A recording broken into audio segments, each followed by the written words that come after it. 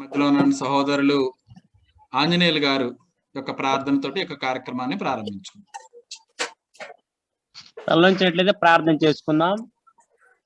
మమ్మల్ని మిక్కిలిగా ప్రేమించిన మా ప్రియ పరలోకపు తండ్రి, మీకు మా హృదయపూర్వక కృతజ్ఞతాస్తుతులు స్తోత్రాలు చెల్లించుకుంటున్నాం నాయన. కొన్ని దినాల నుంచి తండ్రి మీ బిడ్డలు జూమ్ యాప్ ద్వారా వాక్యాన్ని అందిస్తుండగా మీ కృప మాకు అనుగ్రహిస్తున్న విధానాన్ని బట్టి కూడా మీ కృతజ్ఞతాస్తుతులు నాయన. ఇగో తండ్రి, మీ బిడ్డ కోటేశ్వరరావు గారు ఆరాధనలో భాగమైనటువంటి ప్రార్థన అనే అంశాన్ని వివరిస్తుండగా ఆ బిడ్డకు మంచి జ్ఞానాన్ని అనుగ్రహించమని, మీ కృపను అనుగ్రహించమని మీ సన్నిధిలో ప్రార్థిస్తున్నాం నాయన. జూమ్ యాప్ లో పాల్గొంటున్న ప్రతి బిడ్డను కూడా జ్ఞాపకం చేసుకుని ప్రతి కుటుంబాన్ని కూడా జ్ఞాపకం చేసుకోమని మీ సన్నిధిలో ప్రార్థిస్తున్నాం నాయన. బోధిస్తున్నటువంటి వాక్యం మా హృదయాల్లో భద్రపరుచుకొని ఆ వాక్యం వ్యర్థం కాకుండా ఆ వాక్యానుసారంగా జీవించేటటువంటి కృప మా అందరికి అనుగ్రహించమని, బోధిస్తున్నటువంటి మీ బిడ్డను జ్ఞాపకం చేసుకోమని, మీ చిత్తం జరిగించమని క్రీస్తు యేసు పరిశుద్ధమైన నామములో ప్రార్థించి అతి వినయంగా వేడుకుంటున్నాం పరమ తండ్రి, ఆమేన్. ప్రార్థనతో మనల్ని ముందుకు నడిపించిన సహోదరులకు వందనాలు. బ్రదర్. వందనాలు. కార్యక్రమాన్ని మనం ప్రారంభించుకుందాం. మరొకసారి అందరికీ చేరి వచ్చిన అందరికి కూడా ప్రభువైన యేసుక్రీస్తు నామములో వందనాలు తెలియజేస్తున్నాను. మనం గత క్లాసులో ప్రార్థన అనగా ఏమి కాదు అనే అంశం గురించి నేర్చుకుంటూ ఉన్నాము. దాన్ని మనం ఈరోజు కొనసాగిద్దాం. చివరి క్లాసులో మనం నేర్చుకున్నటువంటి ఈ విషయాన్ని ఒకసారి గమనించినట్లయితే 2 నిమిషాలు ప్రార్థన అనగా నేమి కాదు అనే విషయాన్ని తెలుసుకుంటూ ఉన్నాము. ప్రార్థన అనగా నేమి కాదు. ప్రార్థన మనకు కావలసిన ప్రతిదీ పొందుటకు మ్యాజిక్ మంత్రం లాంటిది కాదు అనే విషయాన్ని తెలుసుకున్నాం. ప్రార్థన దేవునికి లేక మానవునికి చేసే ఒక ప్రసంగము కాదని తెలుసుకున్నాం. ప్రార్థన దేవుని ఆజ్ఞలను గైకొనక దేవునికి చూపించే విధేయత కాదు అనే విషయాన్ని తెలుసుకున్నాం. ప్రార్థన ఒకరి కంఠస్థం చేసిన కొన్ని మాటలు కాదు అనే విషయాన్ని తెలుసుకున్నాం. చివరిలో మత్తయి సువార్త 7వ అధ్యాయం 7వ వచనంలో ఈ మాటతోటి మనం నిన్న క్లాసు సమయం అయిపోయింది కనుక అక్కడ వరకు మన క్లాసును మనం ఆపి ఉన్నాం.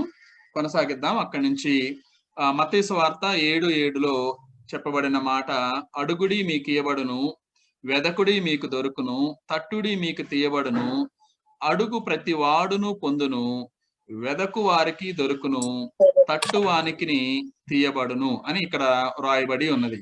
అడుగుడి మీకు ఇయ్యబడును అంటే మనం ఏదంటే అది అడగకూడదు అనే విషయం కూడా తెలియపరచడం జరుగుతుంది. వెదకుడి మీకు దొరుకును, పైన నేర్చుకున్నటువంటి మాటలను బట్టి వెదకుడి మీకు దొరుకును, తట్టుడి మీకు తీయబడును. నేను ఈ అంశాన్ని అంటే లోతుగా వివరించట్లేదు, కానీ మన అంశంలో భాగం కాదు కాబట్టి కొంత మీకు అడుగుడి మీకు ఇవ్వబడును అనే విషయం గురించి కొంతమందికి ఉన్నటువంటి యొక్క ఆలోచనలు ఏం అడగాలి అనేది కొంత ఉంటుంది కాబట్టి దాని గురించి నేను బ్రీఫ్ గా వివరించడానికి ప్రయత్నం చేస్తాను. కంటిన్యూషన్ రాసుకోండి. ఈరోజు క్లాసు మత్తయి సువార్త 7వ అధ్యాయం 7వ వచనం నుండి మనం ప్రారంభిస్తూ ఉన్నాము.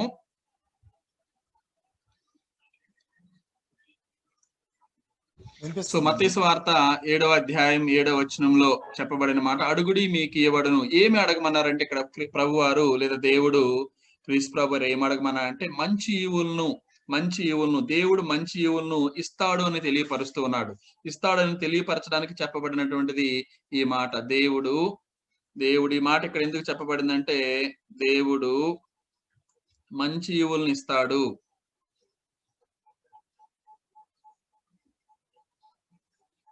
దేవుడు మంచి ఈవులను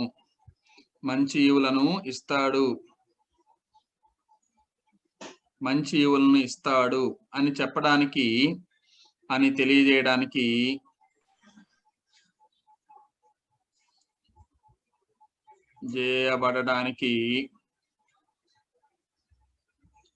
తెలియజేయబడడానికి ఈ మాట చెప్పాడు.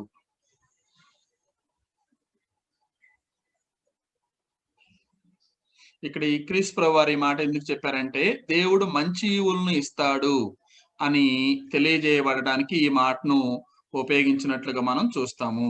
సో మంచి ఈవులు లేదా దేవుడు ఎలాగూ మన యొక్క చేసినటువంటి ప్రార్థనలు వింటాడు అని అంటే ఇక్కడ కొన్ని విషయాలు మనం చూడొచ్చు. 3 విషయాలను చూస్తాం. కొన్ని వెంటనే ఇస్తాడు దేవుడు, కొన్ని ఆలస్యంగా ఇస్తాడు మనం ప్రార్థన చేసినప్పుడు, కొన్నేమో అసలు ఇవ్వడు అనే విషయాన్ని కొంత తెలుసుకుందాం. కొన్ని వెంటనే ఇచ్చేవి ఏంటి? మన బైబిల్ గ్రంథంలో నుండి మనం అడిగినప్పుడు ఆయన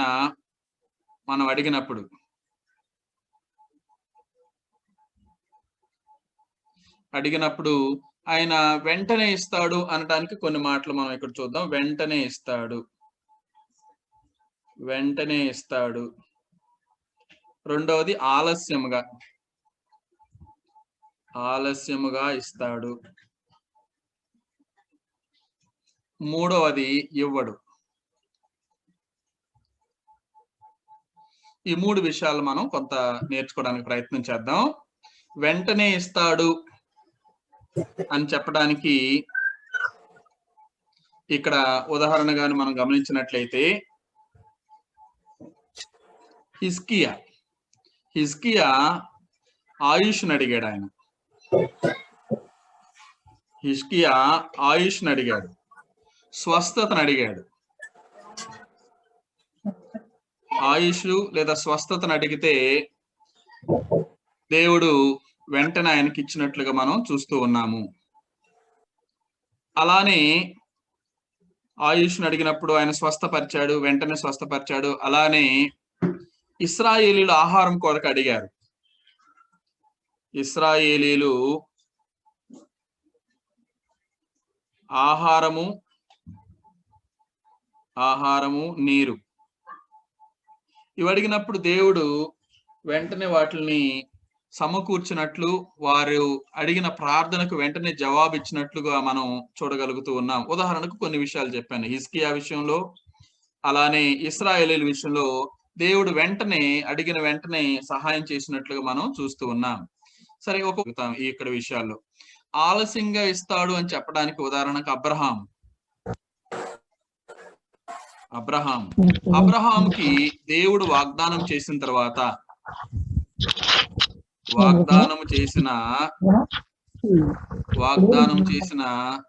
25 సంవత్సరముల తర్వాత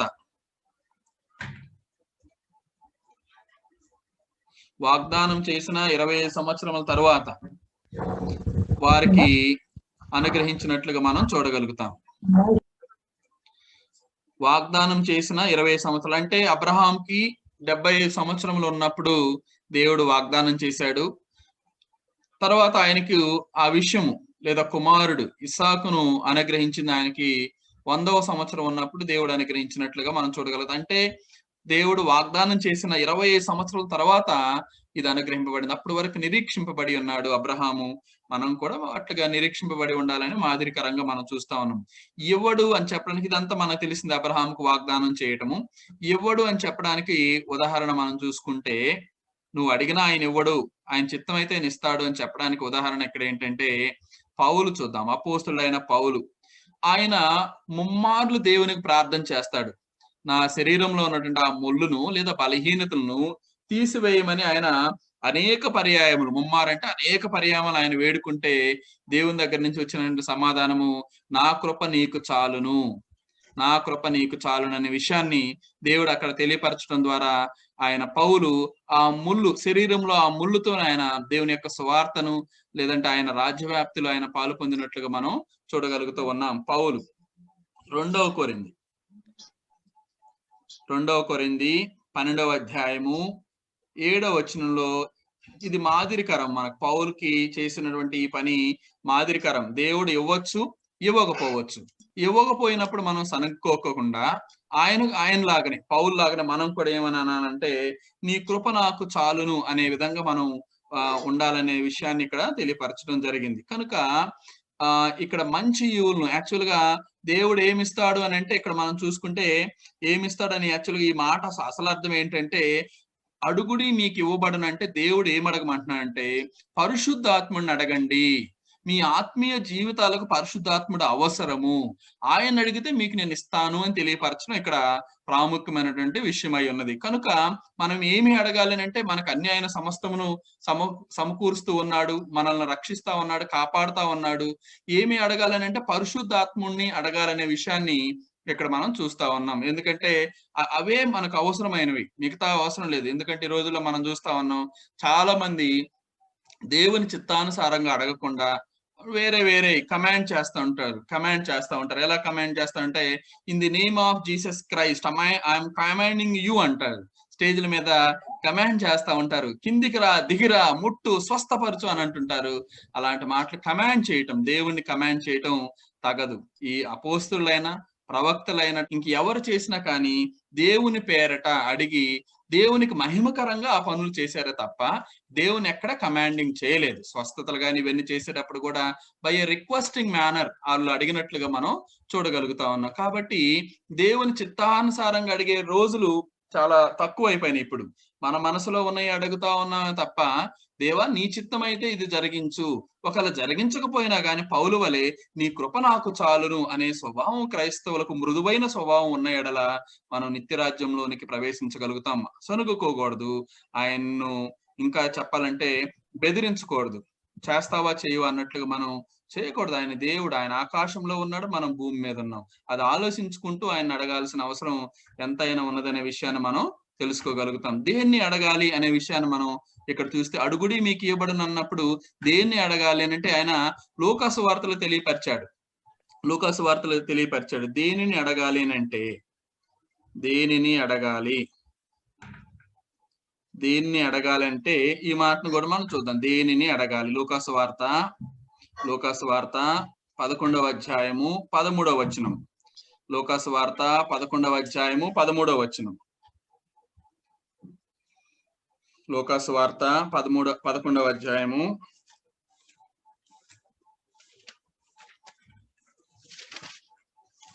13వ వచనం ఒకసారి చూడండి. ఇక్కడ ఏమంటున్నారంటే ఆయన, పరలోకమందున్న మీ తండ్రి తన్ను అడుగు వారికి, మీ తండ్రి అంటే పరలోకమందున్న మీ తండ్రి, మాట జాగ్రత్త చూడండి. పరలోకమందున్న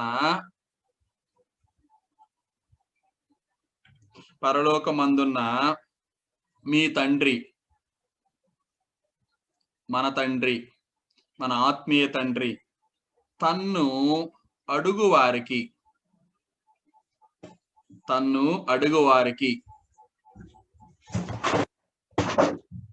పరిశుద్ధాత్మను ఎంతో నిశ్చయముగా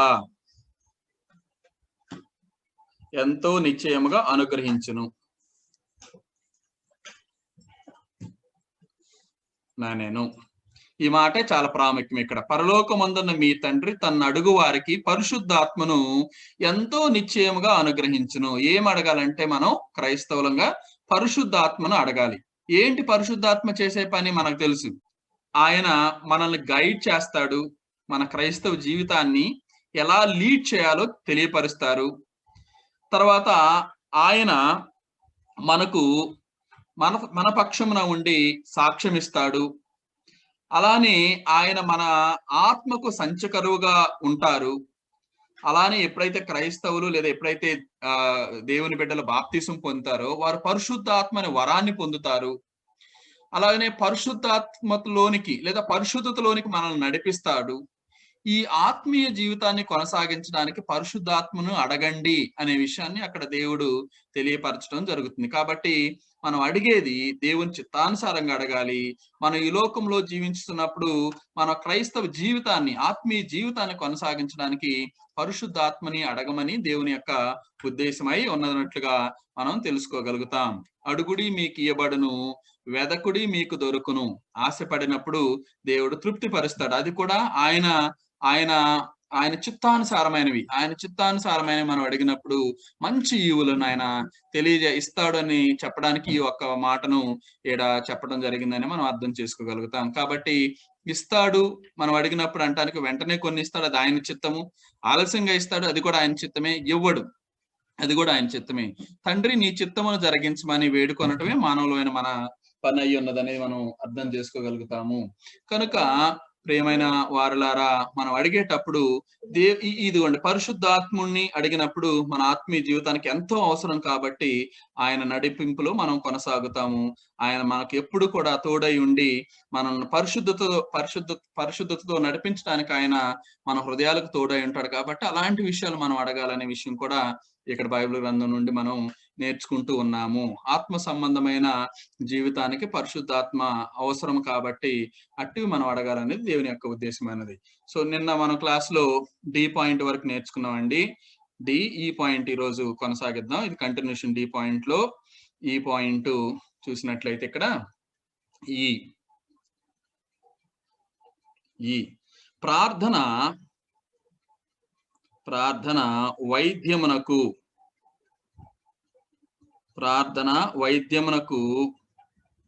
బదులుగా వాడేది కాదు.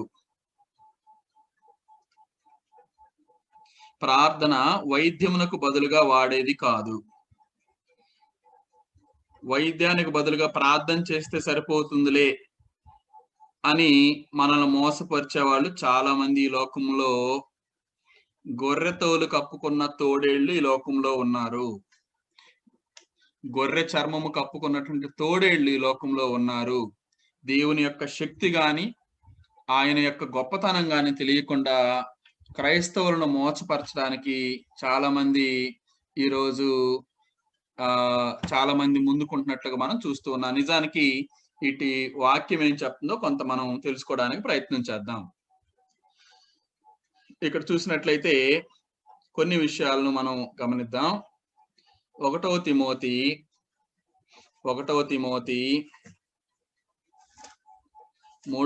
5వ అధ్యాయము 23వ వచనం ఒకసారి చదువుదాం.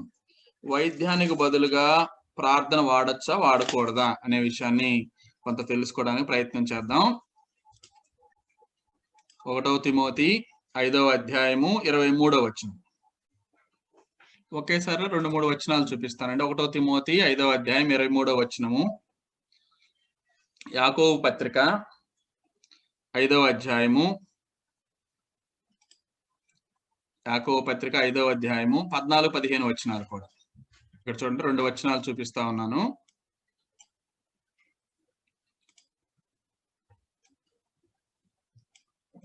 రైట్, చూడండి. ఇక్కడ 1వ తిమోతి 5వ అధ్యాయం 23వ వచనంలో పౌలు తిమోతికి ఏం చెప్తున్నాడంటే, ఇక మీదట నీళ్లే త్రాగక నీ కడుపు జబ్బు నిమిత్తమును తరచుగా వచ్చు బలహీనతల కోసరమును ద్రాక్ష రసము కొంచెముగా పుచ్చుకొనము. ఇక మీదట నీళ్లే త్రాగక నీ కడుపు జబ్బు నిమిత్తమును తరచుగా వచ్చు బలహీనతల కోసరమును ద్రాక్ష రసమును కొంచెముగా పుచ్చుకొనము. ఈ విషయము ఎవరితో చెప్తున్నారంటే పౌలు తిమోతితో చెప్తా ఉన్నాడు. ఆయన ఎఫెసు సంఘం నుంచి ముందుకు వెళ్ళిపోయాడు. తిమోతి ఒక్కడే ఎఫెసీలో ఉన్నాడు. ఎఫెసీ అప్పట్లోనే ఆ కాలంలోనే మెట్రోపాలిటన్ సిటీ, అంటే మన హైదరాబాద్ లెక్క. అప్పటికే ఆ కాలం నాటికే అండర్ గ్రౌండ్ డ్రైనేజెస్ ఉన్నాయి ఎఫెసీ పట్టణానికి. కాబట్టి ఎఫెసీ పట్టణానికి అంత మెట్రోపాలిటన్ సిటీ అంటే కొంచెం మనం గమనిస్తే ఇప్పుడు హైదరాబాద్ లాంటి సిటీస్ లో పొల్యూషన్ ఎక్కువ ఉంటుంది. మనం ఎక్కడెక్కడన్నా వాటర్ తాగాలంటే జనరల్ గా వాటర్ బాటిల్ కొనుక్కొని వాటర్ బాటిల్ మనం వెంట పెట్టుకొని తాగడానికి వెళ్తూ ఉంటాం. ఆనాటి కాలంలో ఇక్కడ తిమోతి కూడా ఆడ పరిచర్య చేస్తున్నప్పుడు, ఆయన ప్రయాణాలు చేస్తున్నప్పుడు నీళ్లే తాగక కొంచెం ద్రాక్ష రసము, ఆ రోజుల్లో ఈ మనం వాటర్ బాటిల్ ఇప్పుడు ఎట్లయితే తీసుకెళ్తున్నామో సపరేట్ గా, అప్పట్లో వాళ్ళు త్రాగటానికి ద్రాక్ష రసం తిత్తులు తీసుకొని వెళ్ళేవాడు. కాబట్టి వాటిని తీసుకో అని చెప్తున్నాడు ఇక్కడ. దీన్ని కొంతమంది వేరుగా చెప్పి బైబిల్ గ్రంథాన్ని వక్రీకరిస్తున్నట్లుగా కూడా చూడగలుగుతాం. ఇదంతా కూడా సంగ్రహించుకోవాలి. ఈ సందర్భము ఎవరు ఎందుకు చెప్తున్నారు, ఎందుకనే ఈ మాట చెప్పబడింది అనేది సంగ్రహించుకోవాలి. కాబట్టి ఈ ద్రాక్ష రసం అనేది తరచుగా వచ్చు బలహీనతల కొరకు, అంటే బలము శక్తి కొరకు ఉపయోగించాడు కానీ ఇక్కడ వేరే దానికి కాదు. సరే, ఇంకొంచెం ముందుకు వెళ్దాం. ఇక్కడ మీలో ఎవడైనను అంటే ఇక్కడ మనం ఆ అంశంలో ప్రార్థన వైద్యమునకు బదులుగా వాడేది. ఇప్పుడు ప్రార్థన చేస్తే చాలు కదా అనే ఆలోచన మనకు రావచ్చు. కడుపు నొప్పి వచ్చింది, లేదంటే కడుపులో ఉన్న జబ్బు నిమిత్తం ప్రార్థన చేస్తే తగ్గిపోతుంది కదా, మరి ఈ ద్రాక్షారసం ఎందుకు తీసుకోవాలి ఇక్కడ మనం? అర్థమైందండి? పౌలు తిమోతికి చెప్పేటప్పుడు ఈ ద్రాక్షారసం లేదా ఇది ఎందుకు తీసుకోమంటున్నాడు? కడుపులో నొప్పి తగ్గించడానికి. అంతేగాని ప్రార్థన చేస్తే పోతుందిలే, మనం ఏం తీసుకోపోయినా పర్వాలేదనే విషయం ఇక్కడ ఆడ తెలియపరచడం, అలా విషయం మనకు అర్థం చేసుకోగలుగుతా ఉన్నాం. అలాగనే యాకోబు పత్రికలో కూడా చూడండి, మీలో ఎవడైనను రోగి అయి ఉన్నాడా అతడు సంఘపు పెద్దలను పిలిపింపవలెను. సంఘపు పెద్దలు వాక్యాన్ని కూడా బోధించే స్థాయిలో ఉంటారు. పిలిపించవలెను. వారు ప్రభువు నామమున అతనికి నూనె రాచి అతని కొరకు ప్రార్థన చేయవలెను. నూనె రాచి ప్రార్థన చేయవలెను. విశ్వాస సహితమైన ప్రార్థన ఆ రోగిని స్వస్థపరచును. ప్రభువు అతన్ని లేపును. కాబట్టి ఇక్కడ మనం చూసుకున్నట్లయితే ఏమని చెప్పారంటే, ఇక్కడ నూనె రాచి అతని కొరకు ప్రార్థన చేయవలెను. దీని యొక్క అర్థాన్ని మనం జాగ్రత్తగా చదివినట్లయితే నూనె రాయమన్నారు. నూనె రాసి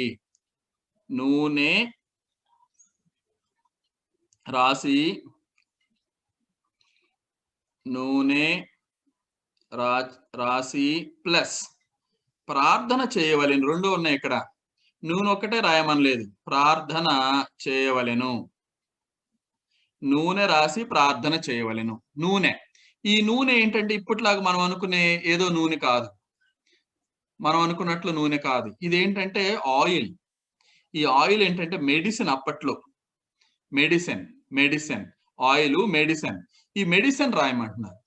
మెడిసిన్ ఆయిల్. అప్పట్లో నూనె రాచి అంటే మనలాగా ఇప్పుడు మన పెద్దోళ్ళకి ఇప్పటికి మనకి వేరియేషన్ ఉండలో, వాళ్ళ భాషకి మన భాషకి అట్లనే నూనె రాచి అంటే ఆయిల్. అప్పట్లో వారికి మెడిసిన్. అది మెడిసిన్ రాసి ప్రార్థన చేయమన్నారు.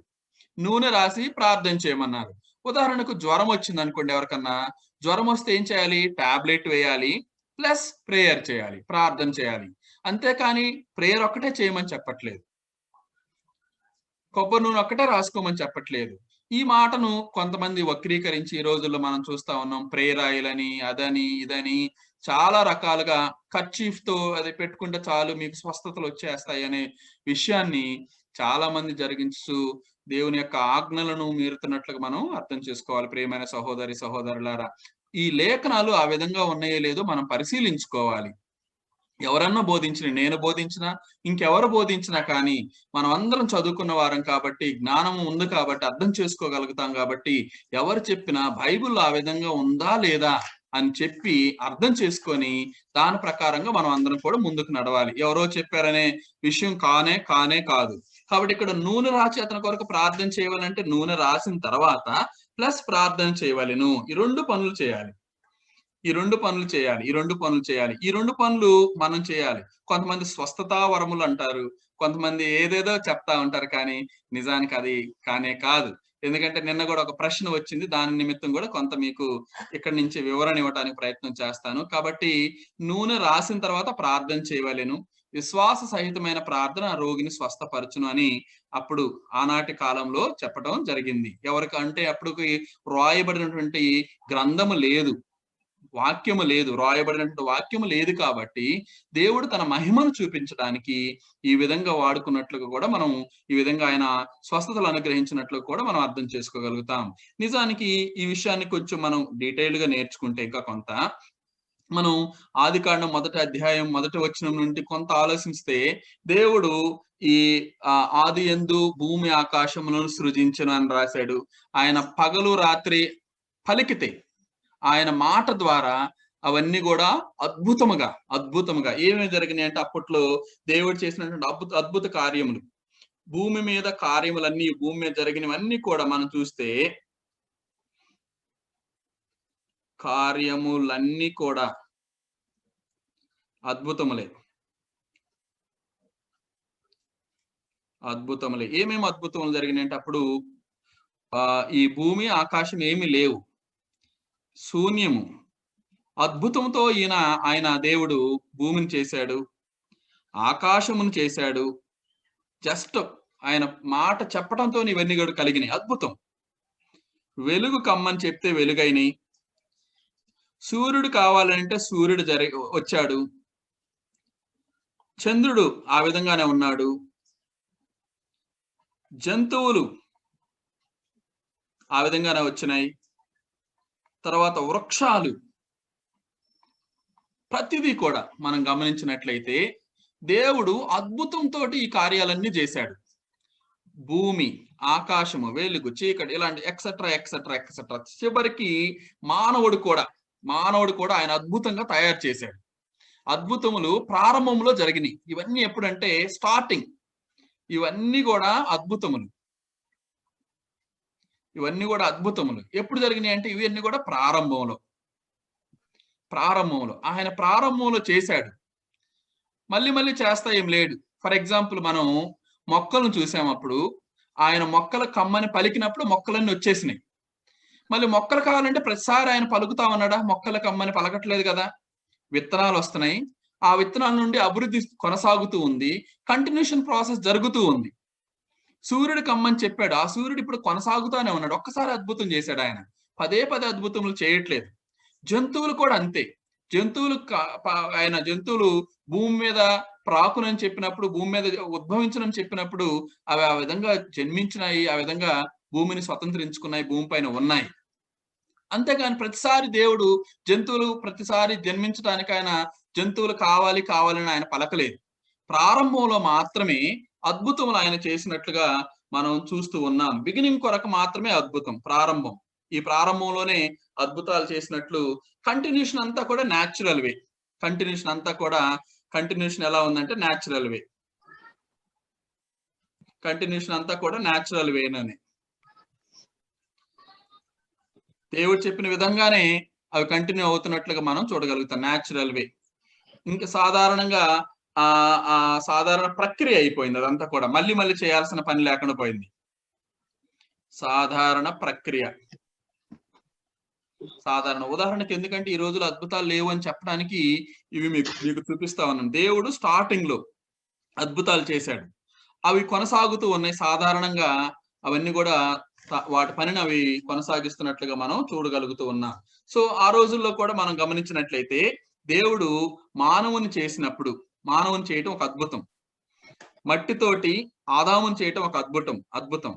వాని నాసికా రంధ్రముల్లో ఆయన జీవవాయువు ఊదటం ఒక అద్భుతం. ఇప్పుడు మానవుడు కావాలంటే ప్రతిసారి దేవుడు మట్టిని తీసుకొని దాని నుంచి మానవుని తయారు చేస్తున్నాడా? లేదు కదండి. ప్రతిసారి చేయట్లేదు.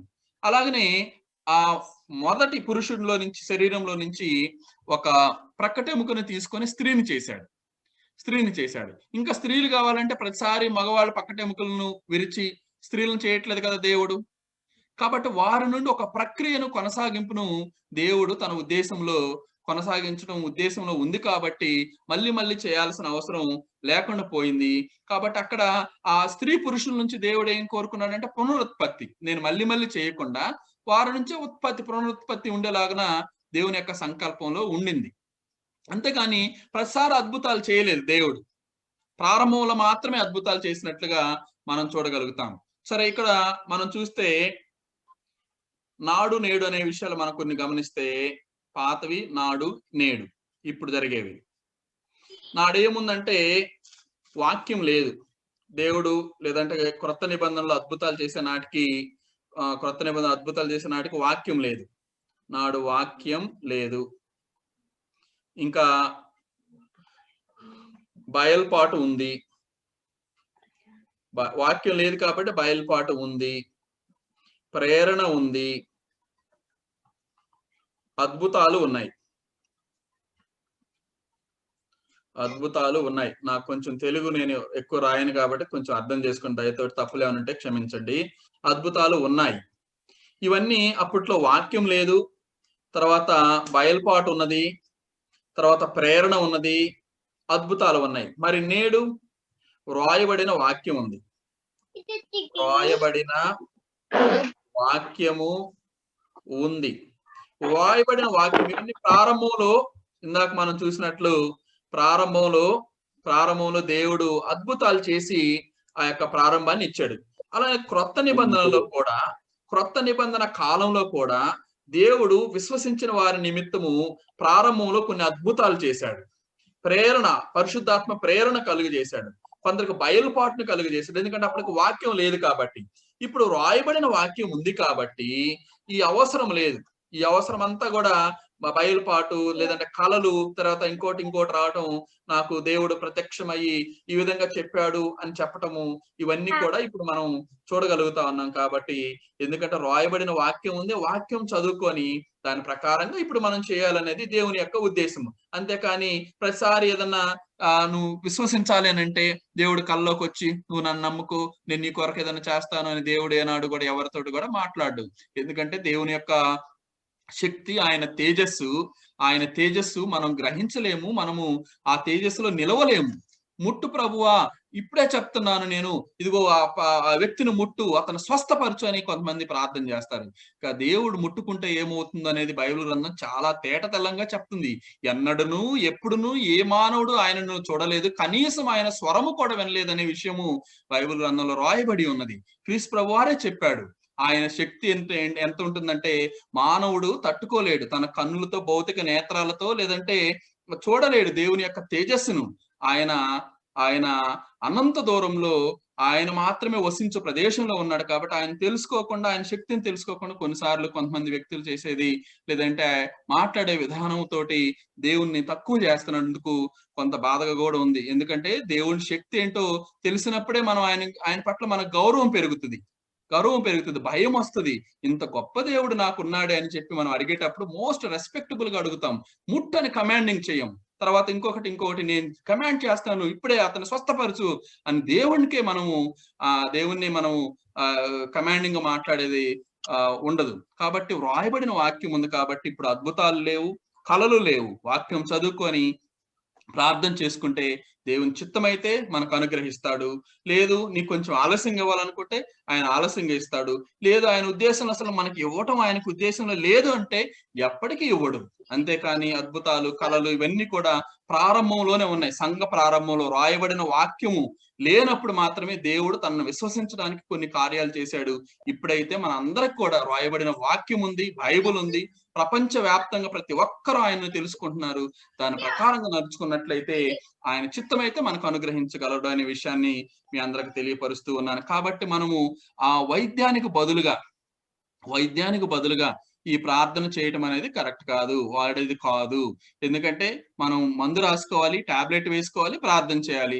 దేవుని చిత్తం అయితే ఆయన మన నుంచి తీసివేస్తాడు. ఇక్కడ పౌలుతో కూడా చెప్తాడు. మీరు ఒకసారి 2 కొరింథీ ఒకసారి చదువుకున్నట్లయితే 12వ అధ్యాయం 7వ వచనంలో అక్కడ కూడా చెప్తాడు, నీ కృప నాకు చాలునని చెప్తాడు దేవుడు. నేను ముమ్మారు ప్రార్థన చేశాను కానీ నా శరీరంలో ముళ్ళు ఆయన తీసివేయలేదనే విషయాన్ని అక్కడ తెలియపరచడం జరిగింది.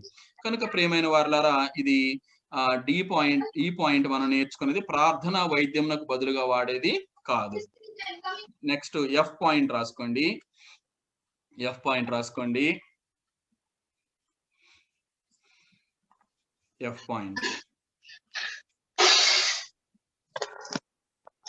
అమ్మా, ఎఫ్ పాయింట్ రాసుకోండి.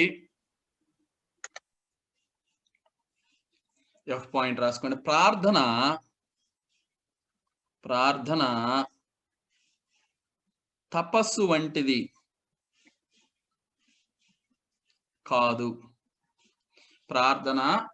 వంటిది కాదు. స్పృహతో ప్రార్థన చేయాలి.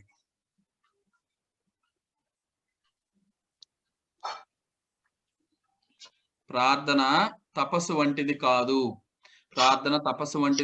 స్పృహతో ప్రార్థన చేయాలి, స్పృహతో పాడాలి అనే విషయాన్ని మనం ఇంతకు ముందు కూడా కొంత నేర్చుకుని ఉన్నాం. ప్రార్థన తపస్సు పదే ఏదో మనం దాన్ని వల్లించటమో లేదంటే ఉచ్చరణ చేయటమో కరెక్ట్ కానే కాదు. ఆత్మతో ప్రార్థన చేతును, ఆత్మతో పాడుదును అనే విషయాన్ని మనం అందరం కూడా 1వ కొరింథీ 14వ అధ్యాయము 15వ వచనంలో చూడగలుగుతాం. ఈ విషయం మనందరికి తెలిసిందే. ఆత్మతో పాడుదును, ఆత్మతో ప్రార్థన చేతును అనే విషయాన్ని మనం నిజంగా తెలుసుకొని ఉన్నాం ఆల్రెడీ. తర్వాతగా ఈ వచనం ఇంతకు ముందు మనం చాలా సార్లు నేర్చుకుని ఉన్నాం. నెక్స్ట్ పాయింట్కి వెళ్తున్నాను. జీ పాయింట్కి వెళ్ళండి. జీ పాయింట్ ఇదే లాస్ట్ పాయింట్. దీంట్లో ప్రార్థన ఎలా చేయకూడదు అనే విషయాన్ని నేర్చుకుంటా ఉన్నాం. జీ పాయింట్ లో తనను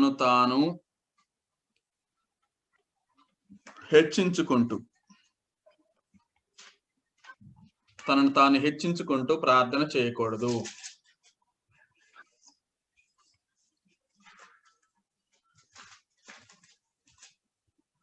తనను తాను హెచ్చించుకుంటూ ప్రార్థన చేయకూడదు. మనందరికి బాగా తెలిసింది, లోకాసు వార్తలు ఎక్కువగా ఈ ప్రార్థన గురించి వివరించబడి ఉంటుంది.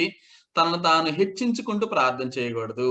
ఇద్దరు వ్యక్తులను అక్కడ దేవుడు ఎగ్జాంపుల్ గా చెప్పి, ఒకరు పరిసయ్యులు, ఇంకొకరు సుంకరి, వారి ప్రార్థనను వివరిస్తూ అందులో పరిసయ్యుడు తనను తాను హెచ్చించుకుంటూ ఉంటాడు. దేవుని ముందర హెచ్చించుకుంటూ ప్రార్థన చేసినప్పుడు ఆయన యొక్క ప్రార్థనను దేవుడు అంగీకరించలేదన్న విషయం మనందరికి కూడా తెలుసు. లోకాసు వార్త 18వ అధ్యాయము అక్కడ ఈ సెంటెన్సెస్ అన్ని కూడా మీరు చూసుకోవచ్చు. 10 నుంచి 12 వచనాల్లో ఈ పరిసయ్యుని ప్రార్థన మనం చూడగలుగుతాం. ఆయన తను తాను హెచ్చించుకుంటూ ఉంటాడు. ఒకసారి అట్లా చదువుతాను చూడండి. లోకాసు వార్త 18వ అధ్యాయము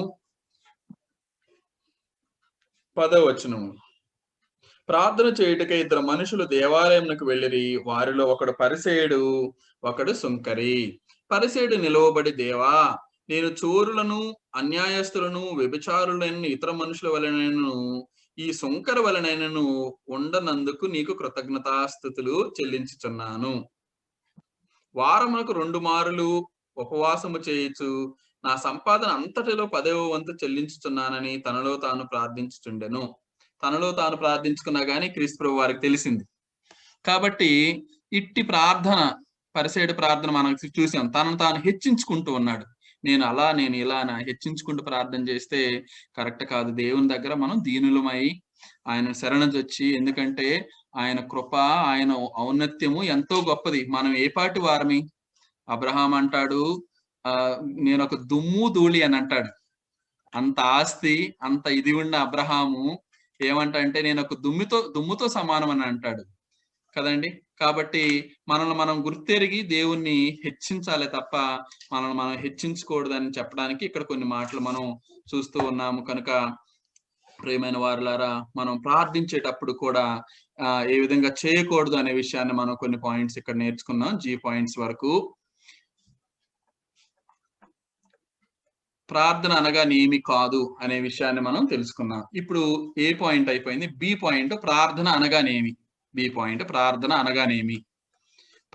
అనగానేమి. సైడ్ హెడ్డింగ్ రాసుకోండి. బి పాయింట్, క్యాపిటల్ బి రాసుకోండి. ప్రార్థన అనగానేమి. ప్రార్థన అనగానేమి. దీనిలో మళ్ళీ సబ్ పాయింట్ రాసుకోండి. ఏ. ప్రార్థన అనగా అక్షరార్థముగా దాని అర్థము. అక్షరార్థం నేర్చుకుందాం ఫస్ట్, తర్వాత కొంచెం ముందుకు వెళదాం. ప్రార్థన అనగా అక్షరార్థముగా దాని అర్థము. ప్రార్థన అనగా అక్షరార్థంగా దాని అర్థము. ఫిలిప్పీలకు రాసినటువంటి పత్రిక, ఫిలిప్పీ 4వ అధ్యాయము 6వ వచనము ఒక రెఫరెన్స్ చూడండి. ఇక్కడ 2వ రెఫరెన్స్ 1వ తిమోతి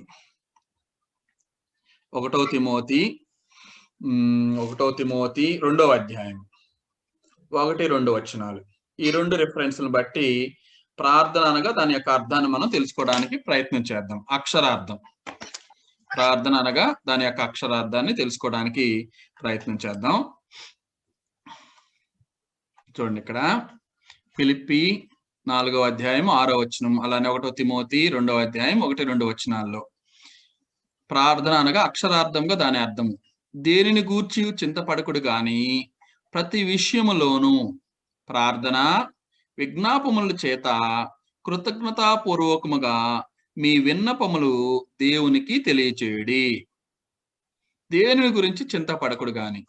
అలానే 1వ తిమోతి 2వ అధ్యాయం 1-2 వచనాలు. మనము సంపూర్ణ భక్తియు మాన్యతయు కలిగి నెమ్మదిగాను సుఖముగాను బ్రతుకు నిమిత్తము అన్నిటికంటే ముఖ్యముగా మనుషులందరి కొరకును రాజుల కొరకును అధికారులందరి కొరకును విజ్ఞాపములను ప్రార్థనలను యాచనలను కృతజ్ఞతాస్తుతులను చేయవలెనని హెచ్చరించుచున్నాను. ఇక్కడ పౌలు చెప్తూ ఇవన్నీ చేయాలి. రెండు విషయాలు మనం ఇక్కడ చూస్తా ఉన్నాం. ప్రార్థన, విజ్ఞాపన, తర్వాత యాచన, కృతజ్ఞతాస్తుతులు. వీటన్నిటి గురించి మనం తెలుసుకోవడానికి ప్రయత్నం చేద్దాం. అక్షరార్థాలు. ఈ ప్రార్థన అంటే ఏంటి, విజ్ఞాపన అంటే ఏంటి, యాచన అంటే ఏంటి, కృతజ్ఞతాస్తుతులు అంటే ఏంటి, అక్షరార్థంగా వాటి యొక్క అర్థాలను తెలుసుకోవడమైనటువంటి విషయం మనం చూద్దాం. ఎందుకంటే ఈ పదాల యొక్క అర్థాల్లో గాఢమైనటువంటి అర్థము, భావం దాగి ఉన్నది. కాబట్టి వాటిని మనం తెలుసుకోవాలి. గాఢమైనటువంటి భావాన్ని తెలుసుకొని ఆ ప్రకారంగా చేయాలి. ఆ పదముల యొక్క అర్థాలను మనం తెలుసుకుందాం. మొట్టమొదటిగా మీ నోట్స్ ని 3 parts గా చేసుకోవచ్చు. తెలుగు, గ్రీకు, ఇంగ్లీష్ లాగా. జస్ట్ ఆ పదం యొక్క అర్థాలు ఏ విధంగా ఉన్నాయో కొంత నేర్చుకోవడానికి ప్రయత్నం చేద్దాం. ఫస్ట్ తెలుగు రాసుకోండి.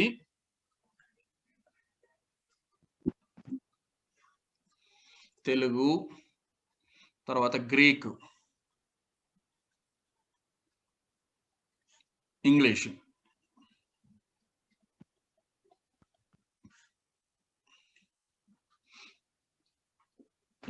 తెలుగులో మొట్టమొదటిది చూద్దాం. విజ్ఞాపన. ఇక్కడ విజ్ఞాపన ఉంది. విజ్ఞాపన అంటే ఏంటో కొంత నేర్చుకోవడానికి ప్రయత్నం చేద్దాం. మొట్టమొదటిది విజ్ఞాపన.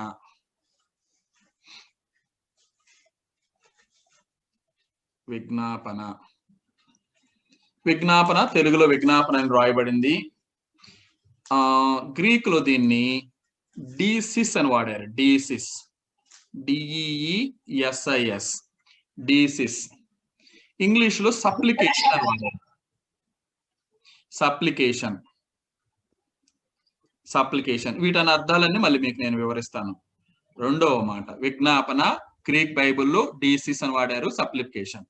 రెండవది వీటి యొక్క అర్థాలు మళ్ళీ మీకు నేను వివరిస్తాను. రెండవది విన్నపము. యాచనలు, కృతజ్ఞతాస్తుతులు అన్నాం కదా. విన్నపము అని ఎక్కడన్నా వస్తే వీటితో పాటు, విజ్ఞాపనతో పాటు ఇక్కడ వచ్చింది చూడండి. మీ విన్నపము. విన్నపం అనే పదాన్ని చూద్దాం. ఇక్కడ విన్నపము. రెండవది విన్నపముని గ్రీకులో ఏమని వాడారంటే ఎయిటిమా, AITEMA, ఎయిటిమా అనే పదం ఉపయోగించబడింది. ఇంగ్లీష్ లో విన్నపానికి మనందరికీ తెలుసు రిక్వెస్ట్ అని. మూడవ పదం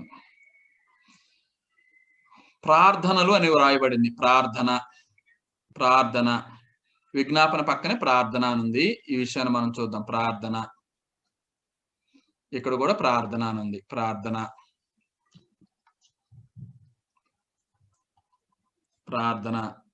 అనే పదాన్ని గ్రీక్ బైబిల్లో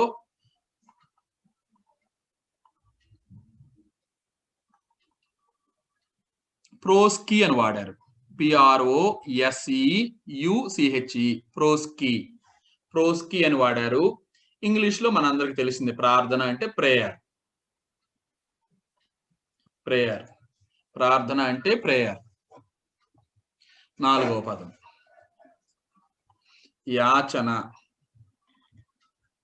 యాచన. ఇది కూడా ఇక్కడ మనం చూసినట్లయితే యాచన. దీన్ని గ్రీక్ లో ఏం ఉపయోగించారంటే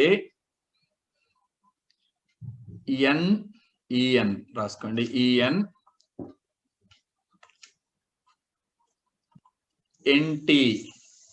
ఎంటియోక్సిస్, UXIS, ఎంటియోక్సిస్ అని వాడారు. దీనికి ఇంటర్సెషన్ అని ఇంగ్లీష్ బైబిల్లో రాయబడింది. ఇంటర్సెషన్స్.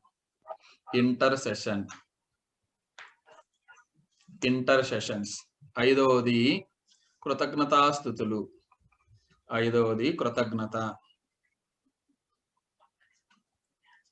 కృతజ్ఞత. ఈ పక్కనే చూడండి మీరు కృతజ్ఞత. వీటి యొక్క భావార్థాలు ఒక్కొక్క దానికి, ఎందుకంటే ఇన్ని రాశారు కాబట్టి వాటి అర్థాలు మనం తెలుసుకొని ఆ ప్రకారంగా చేయమని.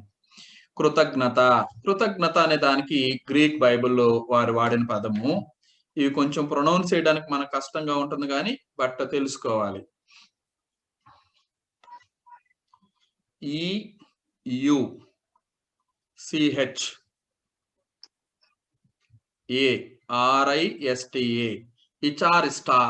ఇచారిస్టా అని వాడబడింది. మనందరికి తెలిసింది కృతజ్ఞత అంటే thanks giving. Thanks giving, thanks giving, thanks giving. ఇక్కడ వాడబడిన పదాలు వాటి అర్థాలు మనం తెలుసుకుందాం. విజ్ఞాపన అంటే ఏంటో కూడా చూద్దాం. విజ్ఞాపన, విన్నపము, ప్రార్థన, యాచన, కృతజ్ఞత. గ్రీక్ భాషలో అలానే ఇంగ్లీష్ లో మనం చూసాము. వీటి యొక్క అర్థం చూద్దాం. విజ్ఞాపన అంటే ఏంటి? మీరు అందరు రాసుకున్నారని అనుకుంటున్నాను. నేను బోర్డు పైన కూడా రాశాను, ఒకసారి చూడండి. ప్రార్థన అనగా అక్షరార్థంగా దాని అర్థం తెలుసుకుంటూ ఉన్నాం మనం. ఫిలిప్పి 4:6 ప్రకారం, 1 తిమోతి 2:1-2 వచనాల ప్రకారం ఇక్కడ రాయబడిన కొన్ని పదాల యొక్క అర్థాలను, అక్షరార్థాలను తెలుసుకుంటాం మనం. ఆత్మీయ అర్థాలు మళ్ళీ నేర్చుకుందాం. మొట్టమొదటి విజ్ఞాపన అంటే ఏంటో చూద్దాం. సైడ్ హెడ్డింగ్ రాసుకోండి, నేను కొంచెం ముందుకు వెళ్తున్నాను. మొట్టమొదటిది విజ్ఞాపన. విజ్ఞాపన, విజ్ఞాపన అంటే ఖచ్చితమైన మరియు స్పష్టమైన మనవి. విజ్ఞాపన అంటే ఖచ్చితమైన మరియు స్పష్టమైన మనవి. మనకు మనవి బాగా తెలిసి ఉన్నప్పుడు వాడే పదము విజ్ఞాపన. ఖచ్చితమైన మరియు స్పష్టమైన మనవిని మనం దేవునికి విన్నవించేటప్పుడు వాడాల్సిన పదము విజ్ఞాపన.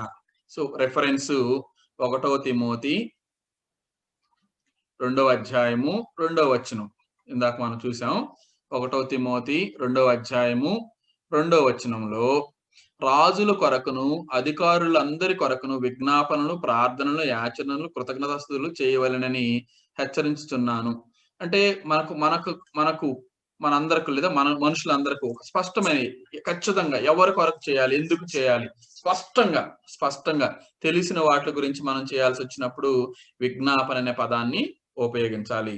విజ్ఞాపన స్పష్టమైన కోరికలు లేదా స్పష్టమైన మనవి, పలానా దాని కొరకు చేస్తున్నాము మనం అని తెలియడానికి ఇక్కడ ముందు కూడా చెప్పాడు. మనము సంపూర్ణ భక్తియు మాన్యతను కలిగి నెమ్మదిగాను సుఖముగాను బ్రతుకు నిమిత్తము ఖచ్చితంగా పలానా చేయాలి, పలానా దాని కొరకు చేసే దాన్ని ఏమంటామంటే విజ్ఞాపన అంటాం. పలానా పని కొరకు ఖచ్చితంగా స్పష్టమైన మనం అన్నమాట, సుఖంగా జీవించడానికి. దీన్ని మనం విజ్ఞాపన అన్నాం. రెండవ చూద్దాం, విన్నపము. విన్నపము అంటే వ్యక్తపరచుట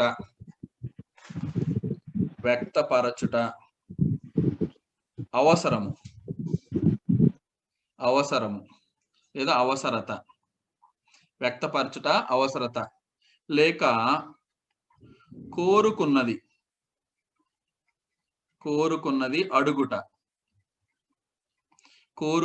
అడుగుట. మత్తయి సువార్త 20:30 ఇక్కడ ఇద్దరు వ్యక్తులు, దావీదు కుమారుడా మమ్మల్ని కరుణింపుము, మాకు చూపును ప్రసాదించుము అని వారు అవసరతను అక్కడ అడుగుతున్నట్లుగా మనకు కనిపిస్తా ఉంటది. చూడండి, ఇంగ్లీష్ బైబిల్లో కూడా మనం ఇక్కడ వారు ప్రేయర్ చేస్తున్నట్టుగా కనిపిస్తుంది. మత్తయి సువార్త 20:30 చూడండి.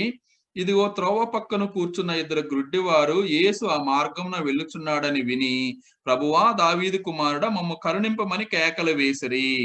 ఊరకుండుడని జనులు వారిని గద్దించిరి గాని వారు, ప్రభువా దావీదు కుమారుడా మమ్ము కరుణించమని మరీ బిగ్గరగా కేకలు వేసిరి. యేసు నిలిచి పిలిచి, నేను మీకేమి చేయగోరుచున్నానని అడుగగా వారు, ప్రభువా మా కన్నులు తెరవమనిరి. వారి అవసరత ఇది. వారి కన్నులు తెరవమని అడగటము అవసరత అనే పదానికి మనం ఉపయోగించే పదము విన్నపము అనే పదాన్ని ఉపయోగించుకోను. మనకు కావాల్సింది అడగటము, కోరుకున్నది అడిగే విషయంలో మనం విన్నవించుకోవచ్చు దేవునికి. విన్నపము అనే విషయాన్ని మనం విన్నపం అంటే వ్యక్తపరచడం లేదా కోరుకున్నది అడుగుట, మన అవసరతలను తీర్చుకోవడానికి ఉపయోగించే పదము విన్నపము. మనం ఎక్కడికైనా కలెక్టర్ దగ్గరికి వెళ్ళినా కానీ ఇంకో దగ్గరికైనా కానీ విన్నవించుకుంటాం. మనం మన బాధ లేదా అంటే ఏదైనా విషయం ఉంటే వారికి విన్నవించుకుంటాం. నేను చెప్పినది ఏమనగలేదు, విన్నవించేది ఏంటని చెప్తాం. కాబట్టి దాని నుంచి మనం ప్రతిఫలము పొందగలుగుతాం. మూడవ మాట ఈ ఆర్డర్ లో మనం చూసుకున్నప్పుడు ప్రార్థన, ప్రేయర్. ప్రార్థన ప్రార్థన ప్రార్థన ప్రార్థన అంటే మ్రొక్కుట. ప్రార్థన అనగా మ్రొక్కుట లేదా అడుగుట. ప్రార్థన అంటే మ్రొక్కుట లేదా అడుగుట. కొలసి 3వ అధ్యాయము 17వ వచనం చూద్దాం. కొలసి 3వ అధ్యాయము 17వ వచనం. కొలసి 3వ అధ్యాయం 17వ వచనం ఒకసారి చూడండి. కొలసీలకు రాసిన పత్రిక 3వ అధ్యాయము 17వ వచనంలో, మరియు మాట చేత గాని క్రియ చేత గాని మీరేమి చేసినను ప్రభు అయిన యేసు ద్వారా తండ్రి అయిన దేవునికి కృతజ్ఞతా స్తుతులు చెల్లించుచు సమస్తము ఆయన పేరట చేయుడి. సమస్తము ఆయన పేరట చేయుడి లేదా అడుగుడి. సమస్తమును క్రీస్తు పేరట అడుగుడి. అడగటం అంటే ప్రార్థించటం, మ్రొక్కటం. క్రీస్తు పేరటే అడగాలి. అప్పుడే అది ఫలభరితమైనటువంటి ప్రార్థన అవుతుంది. తండ్రిని క్రీస్తు పేరట అడగాలి. అడిగినదే ఫలించగలదు అని బైబిల్ గ్రంథం బోధిస్తుంది. కనుక మనం అడగాలి క్రీస్తు పేరట. అది ఆ దేవుని ద్వారా మనకు అనుగ్రహింపబడుతుంది అనే విషయాన్ని ఇక్కడ తెలియపరచడం జరిగింది. ప్రార్థన అంటే మ్రొక్కుట లేదా అడుగుట. 4వ మాట చూద్దాం. 4వ మాట యాచన. ఇది ఇంకా కొంచెం డీప్ అయిన పదం. యాచన. యాచన అంటే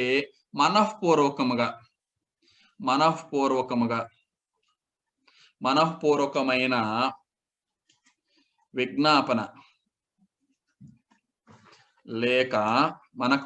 విజ్ఞాపన లేక బ్రతిమాలుకొనుట.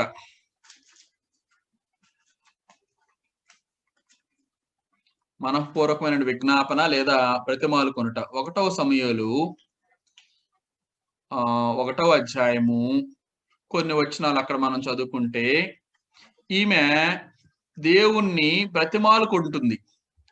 పిల్లలు చాలా కాలం లేకపోతే దేవుణ్ణి బతిమలాడుకొని దానిలో లీనమైపోయి, అంటే ఎంత బాగా అడుగుతుందంటే ఏమే, మీకు ఒకసారి వచనం చూపిస్తాను. 1వ సమూయేలు కొన్ని మాటలు మనం ఇక్కడ చదువుకోవచ్చు. చూడండి ఇక్కడ.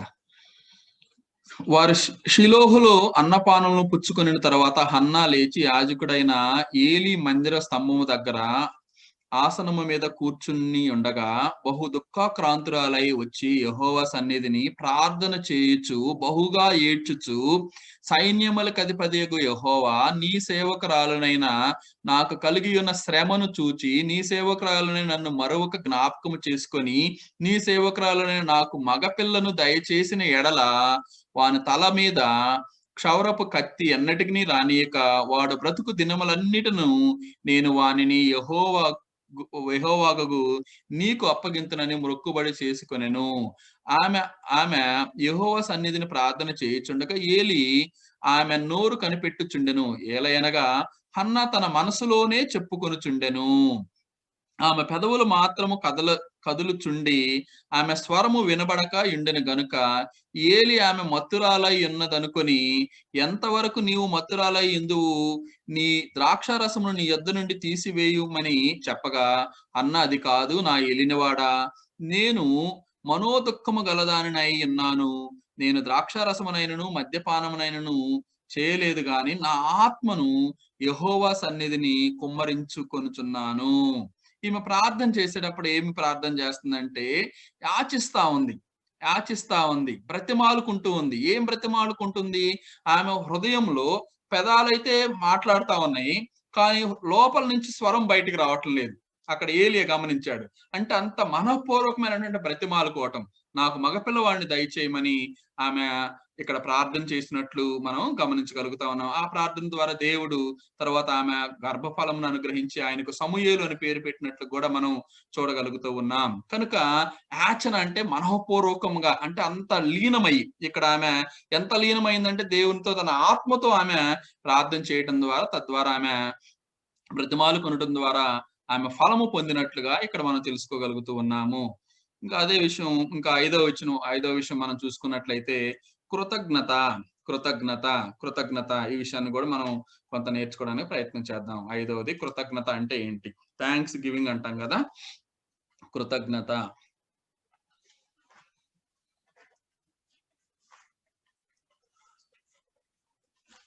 కృతజ్ఞత కృతజ్ఞత అంటే దేవుడు మన జీవితాల్లో చేసిన కార్యముల నిమిత్తము ఆయనకు తిరిగి మనము ఆయన మరువక జ్ఞాపకం చేసుకోవటం. దేవుణ్ణి, ఆయన మన జీవితాల్లో చేసినటువంటి గొప్ప విషయాలను తలంచుకొని మరొక ఆయనకు మన స్తుతులు చెల్లించుకోవడాన్ని కృతజ్ఞత. దేవుడు చేసిన ఉపకారములలో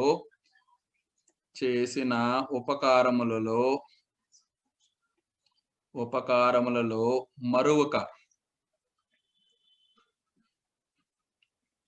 కృతజ్ఞతలు చెల్లించటం. దేవుడు చేసిన ఉపకారంలో మరొక కృతజ్ఞతలు చెల్లించటం. దేవుడు చేసిన ఉపకారములలో దేనిని మరవకుండా, అంటే ఏది కూడా ఇక్కడ చిన్న దేనిని మరొక కృతజ్ఞతలు చెల్లించుట. ఏది మరవకూడదు. ఓకే, ఫిలిప్పీలకు రాసిన పత్రిక 4వ అధ్యాయము 4వ వచనము. కీర్తనలు మనందరికి బాగా వచ్చిన పదాలు ఇవన్నీ కూడా. 103వ కీర్తన 1-2 వచనాలు. నా ప్రాణమా యెహోవాను సన్నిధించుము, నా అంతరంగమున్న సమస్తమా ఆయనను సన్నిధించుము, ఆయన చేసిన ఉపకారములలో దేనిని మరవకము. కీర్తనలు 103 అందరికి కంఠస్థ వాక్యం కూడా ఇది. ఆయన చేసిన ఉపకారంలో దేనిని మరవకమని ఇక్కడ తెలియపరచడం జరుగుతుంది. అలానే ఫిలిప్పీ 4:4లో కూడా మనం దేనిని కూడా మరవకూడదు అనే విషయాన్ని తెలుసుకుని, ఎల్లప్పుడూ ప్రభువునందు ఆనందించుడి, మరలా చెప్పుదును ఆనందించుడి, మీ సహనమును సకల జనులకు తెలియబడనీయుడి, ప్రభు సమీపంగా ఉన్నాడు, దేనిని గురించి చింతపడకుడు గాని ప్రతి విషయములోను ప్రార్థనా విజ్ఞాపముల చేత. కాబట్టి కృతజ్ఞతాస్తుతులు చెల్లించాలని ఇందాక మనం పైన కూడా చదువుకుందాం. ఫిలిప్పీ 4:4లో ఇంకా మనం ప్రతి విషయంలోనూ ప్రార్థనా విజ్ఞాపముల చేత కృతజ్ఞతాపూర్వకముగా మీ విన్నపములు దేవునికి తెలియజేయుడి. కాబట్టి దేవుడు చేసిన ఏ ఉపకారాన్ని కూడా మనం మర్చిపోకుండా ఆయనకు మరలా తిరిగి కృతజ్ఞతలు చెల్లించటం, అది మనం పొంది ఉన్నాము అనే విషయంతో ప్రార్థన చేయటం కూడా చాలా ఉత్తమము. తద్వారా మనము ఆ ఫలమును పొందగలము అనే విషయాన్ని తెలుసుకుంటూ ఉన్నాము. అక్షరార్థముగా ప్రార్థన యొక్క అర్థాన్ని మనం తెలుసుకున్నాము. నెక్స్ట్ ప్రార్థన యొక్క భావాన్ని రేపటి క్లాస్ లో మనం తెలుసుకోవడానికి ప్రయత్నం చేద్దాం. ఇప్పటికే 8:04 అయింది కాబట్టి ఇంతటితోటి ఈ యొక్క క్లాస్ను ఆపుతున్నాను. ప్రార్థన అనగానేమి అనే అంశంలో ప్రార్థన అనగా అక్షరార్థంగా దాని అర్థాన్ని చూసాం. రేపు భావార్థము, అలానే ఇంకా తదుపరిగా కొన్ని అంశాలు ఉన్నాయి. ఈ ప్రార్థన గురించి చాలా లోతుగా మనం అందరం కూడా తెలుసుకొని ముందుకు కొనసాగలుగుతాము. దేవుడు ఈ మాటలను మన హృదయాల్లో ఫలింప చేయాలని మనసారా ప్రార్థిస్తున్నాను దేవుణ్ణి. అలానే విన్న మీ అందరికి కూడా ప్రభువైన యేసుక్రీస్తు నామములో వందనాలు తెలియజేస్తూ ఉన్నాను. చిన్న ప్రార్థన తర్వాత మనం ఎవరికైనా ప్రశ్నలు ఉంటే మనం చర్చించుకొని నేర్చుకుందాం. చిన్న ప్రార్థన చేసుకుందాం. పరిశుద్ధుడైన మా గొప్ప తండ్రి, మీ పాదములకు స్తోత్రాలు నాయనా. సత్య గ్రంథంలో మీరు ఇచ్చినటువంటి మాటలను పరిశోధించటం, తెలుసుకోవటం ద్వారా మీరు మా పట్ల చూపిస్తున్న కృపకై వందనాలు, స్తుతులు, స్తోత్రాలు. అట్టి మీ వాక్యాన్ని తెలుసుకునే ధన్యత నా తండ్రి నాయన మాకు మీరు అనుగ్రహించారు. లేఖనములు ఆ విధంగా ఉన్నాయో లేదో తెలుసుకునే నా తండ్రి నాయన జ్ఞానాన్ని, తెలుసుకునే విధానాన్ని, సమయాన్ని మా అందరికి మీరు దయచేసినందుకు మీకు కృతజ్ఞతాస్తుతులు చెల్లిస్తూ ఉన్నాం. ప్రతి దినము కూడా ప్రభువా నా తండ్రి మీ మాటలను ఈ విధంగా తెలుసుకుంటూ ఆత్మీయంగా మేము బలపడుతూ నా తండ్రి బైబిల్ గ్రంథంలో మీరు మా కొరకు ఏ మాటలు రాయించారో వాటిని మా హృదయాల్లో నా తండ్రి నాటుకొని, లేదా మా హృదయాల్లో నా తండ్రి నాయన మేము గ్రహించి వాటి చొప్పున చేయలాగున మీరు చూపిస్తున్న కృపకై వందనాలు, స్తుతులు, స్తోత్రాలు.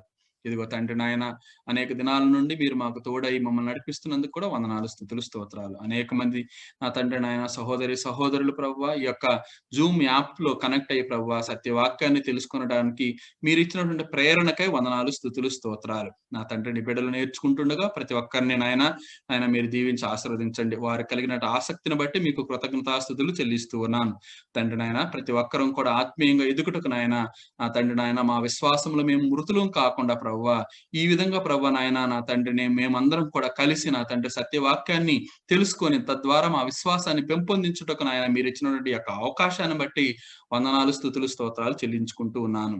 అదేవిధంగా ప్రభువా ఈ యొక్క జూమ్ యాప్ లో కనెక్ట్ అయిన ప్రతి సహోదరులను పెద్దలను అందరినీ కూడా ప్రభువా మీరు దీవించి ఆశీర్వదించమని మీ కృపలో జ్ఞాపకం చేసుకోనమని రాలేకపోయిన బిడ్డల కొరకు ప్రార్థిస్తున్నాను తండ్రి. మరొక సమయంలో వారు వచ్చి నేర్చుకొని సత్యవాక్యాన్ని ప్రభువా నా తండ్రి అనేక మందికి తెలియపరిచే బిడ్డలుగా ఉండుటకు సహాయం చేయమని ఈ రాత్రి కాల దీవెనలు మాపై ఉంచమని యేసయ్య పరిశుద్ధ నామములో ప్రార్థిస్తున్నాం తండ్రి.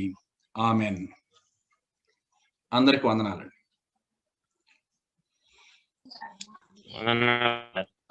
అందరికి వందనాలండి.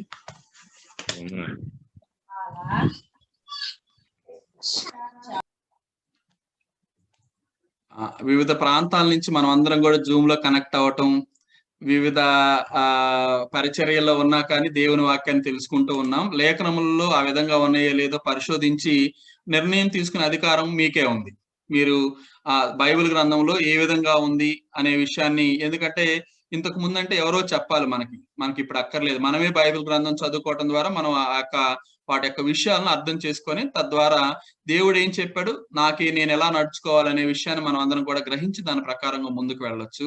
ఎవరికైనా ప్రశ్నలు ఉంటే అడగండి ఈ అంశం పైన, లేదా గత క్లాసులో ఉన్నటువంటి అంశాల పైన మనం కొంత ముందుకు వెళ్ళొచ్చు. డిస్కషన్, అధ్యయనం చేయటమే వాక్యాన్ని మనం అందరం కూడా కలిసి.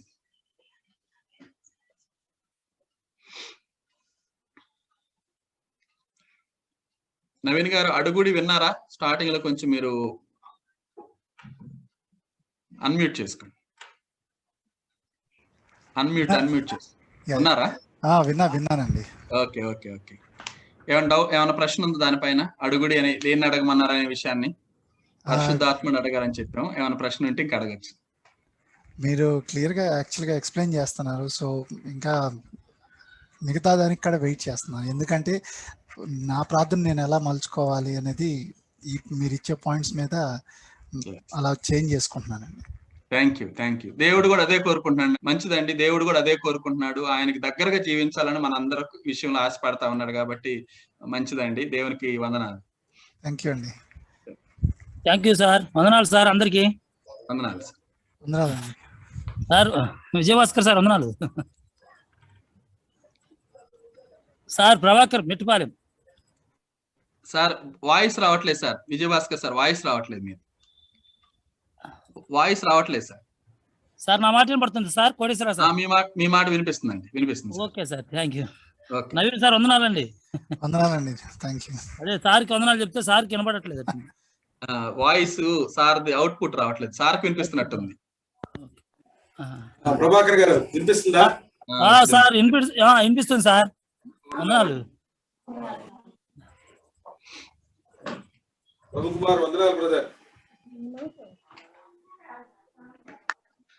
అందరికి వందనాలండి. ఏదైనా ప్రశ్నలు ఉంటే అడగండి. రేపటి తరగతిలో దేవుని చిత్తం అయితే మనం అందరం కలుసుకుందాం. రేపటి క్లాస్ లో మీరు కూడా ప్రార్థన చేయండి. ఈ కార్యక్రమం అనేక మందికి మేలుకరంగాను ఉపయోగపడేలాగా ఉండాలని మీరు కూడా మీ ప్రార్థనలో జ్ఞాపకం చేసుకోవాల్సిందిగా మిమ్మల్ని మనం చేస్తున్నాం. వందనాలు. వందనాలు సార్. అందరికి వందనాలు.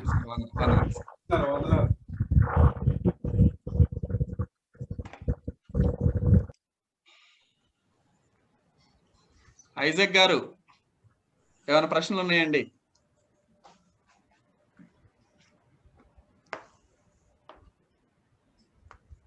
సార్ వందనాలు. ప్రశ్నలు ఏమి లేవు సార్.